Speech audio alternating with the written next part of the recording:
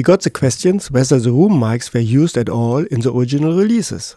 The answer is yes. The first step in our workflow is to recreate the old mix. In many cases, the balance is even noted on the tape boxes. If no ratio is documented, we use our ears to recreate the sound of the original LP. We then go on from there and, in most cases, change not only the ratio between direct and room mics, but also the overall sound to our taste. Okay, here we have a 4-track tape, piano solo, 4 microphones. Listen to the direct sound, 2 microphones. And now to the room microphones.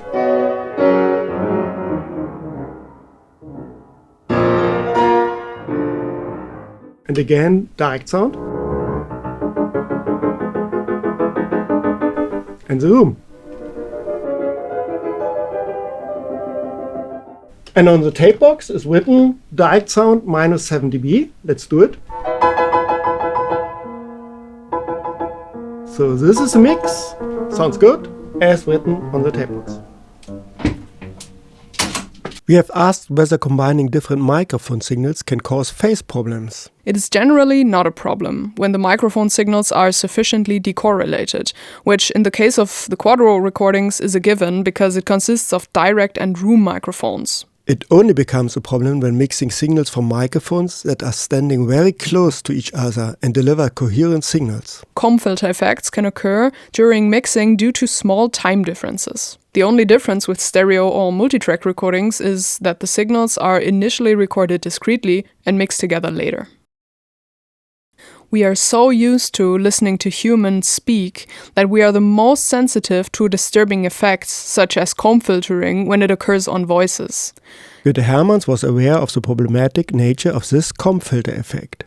You can tell from the recordings that he and Karajan experimented a lot. They tried out different positions for the singers, sometimes close to the main microphone, sometimes behind the orchestra or behind the conductor. Each position has its own advantages and disadvantages. A good example is the Karajan Verdi Requiem recording. In the original mix, the solo voices sounded unfocused and too dry because the distance of the singers to the room microphones and the direct microphones was almost the same. As a result, the singers are very present on the room tracks, which made them sound a little bit indistinct in the mix due to small phase problems.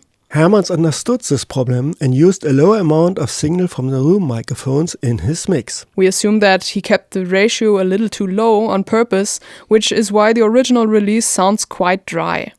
But he decided to mix in a way that promotes mainly the vocal passages. For the original source release, we follow a different approach.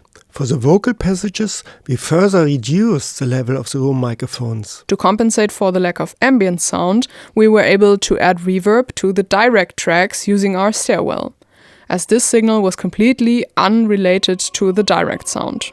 This allowed us to achieve the desired spatial depth while significantly improving vocal clarity. Günther Hermanns might have used the same trick if a well-sounding reverb chamber had been available to him in Hanover when he was mixing.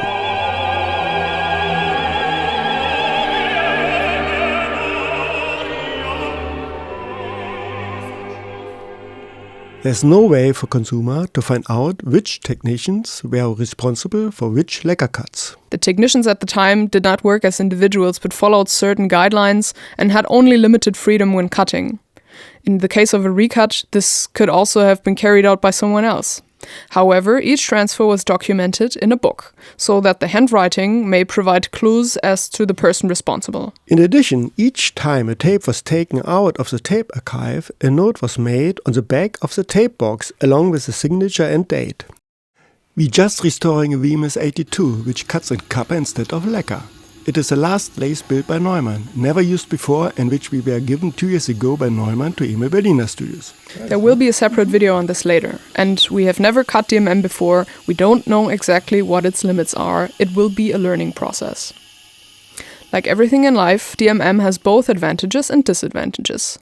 One major advantage is that echoes occur significantly less compared to lacquer.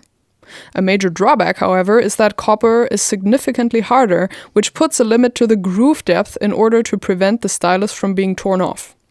To prevent such damage, the maximum possible vertical excursion needs to be carefully controlled, either using a static filter below 300 Hz or dynamically using a vertical amplitude limiter.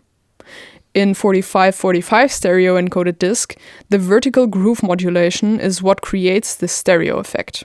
In terms of sound, limiting the maximum depth results in a narrower sound stage in the low end. In pop music, where it is common practice to place low-frequency elements like the bass drum or the bass guitar in the center, the loss of stereo width may be negligible. However, the situation is different for acoustics AB recordings, where the stereo image is created by time of arrival differences. In these cases, narrowing the stereo width can lead to a significant loss in sound quality.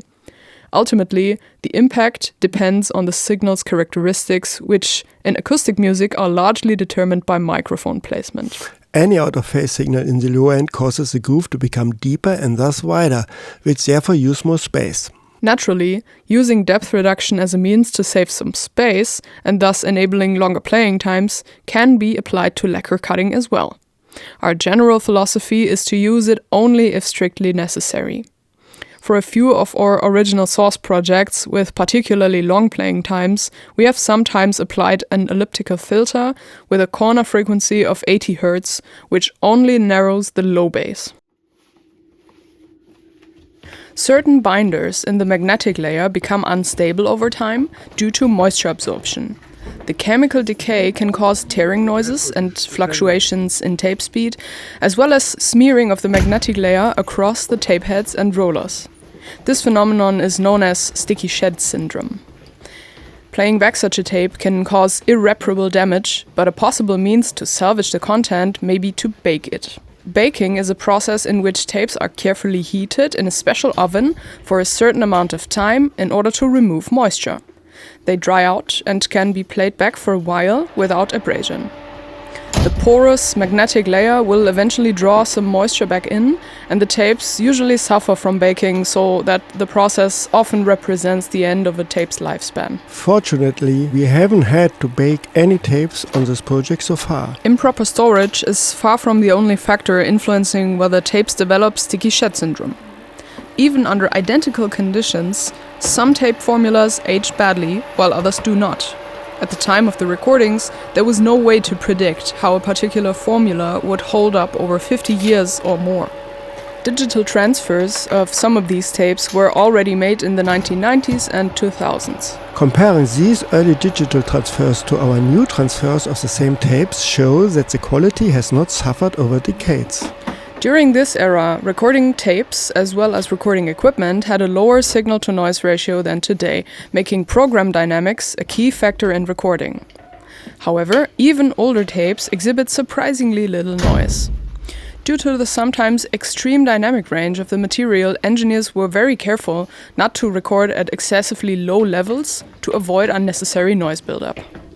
As a result, we do not consider a signal-to-noise ratio a crucial criterion when assessing which tapes are suitable for the original source series. And for the same reason, we never involved digital noise reduction for our digital remasterings yet. In some cases, however, strong magnetization of the tapes led to saturation effects in the upper dynamic range. A deliberate trade-off to achieve a better signal-to-noise ratio. On some original source releases, these tape saturation effects are audible. For example, Karajan's recording of Mahler's Fifth Symphony.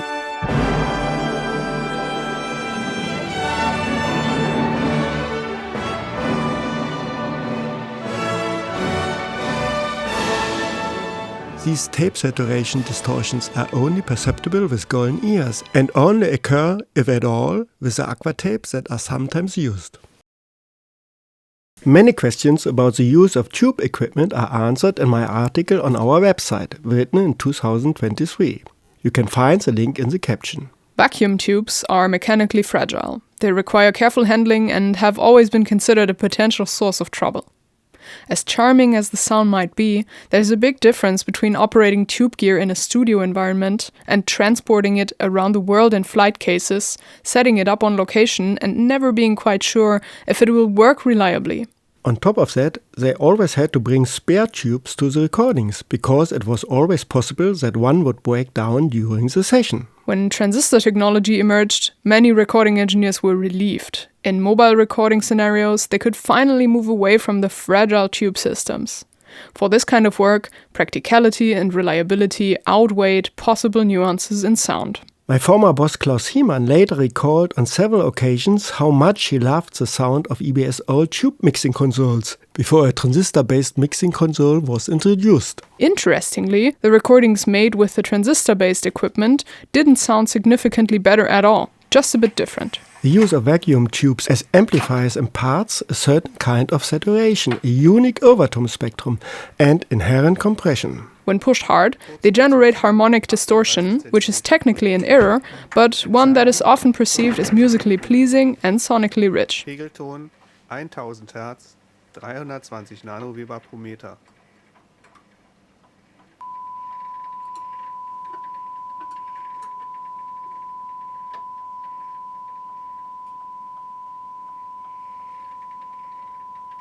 Playing with the characteristic sound of vacuum tubes can be a creative tool, and Hiemann later regretted no longer having this option. But in the end, neither he nor his colleagues at Deutsche Grammophon missed the hassle of traveling with tube equipment. For what it's worth, the old tube console is still being used today at our studio in Berlin. We were asked whether the relocation from Hanover to Berlin had any other impact on our workflow apart from the echo chamber. In fact, the relocation itself did not make a significant difference.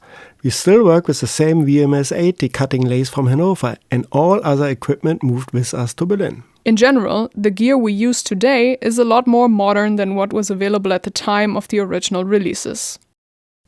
The greater challenge for us lies not in the physical relocation, but in the growing time gap.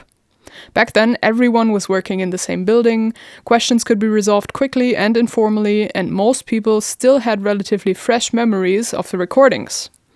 To faithfully recreate these productions today, we believe that a deep understanding of how they were originally made is needed, but these details were rarely documented. Part of our process therefore involves reaching out to my former colleagues in order to question them about anything they might remember. Occasionally, photos or old track sheets can offer clues, but detailed equipment or setup lists usually don't exist. At Emil Berliner Studios, we continue to offer analog recordings on 2-track and multi-track tape.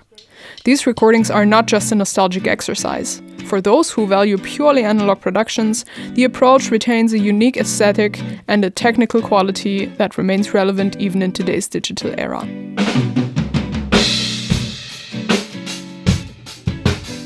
One of our specialties are direct-to-disc productions, which are fully analog from the microphone to the lacquer disc, without any intermediate storage or editing. This process requires precision, commitment, and a deep understanding of the music from both artists and staff, and it creates results with a unique authenticity.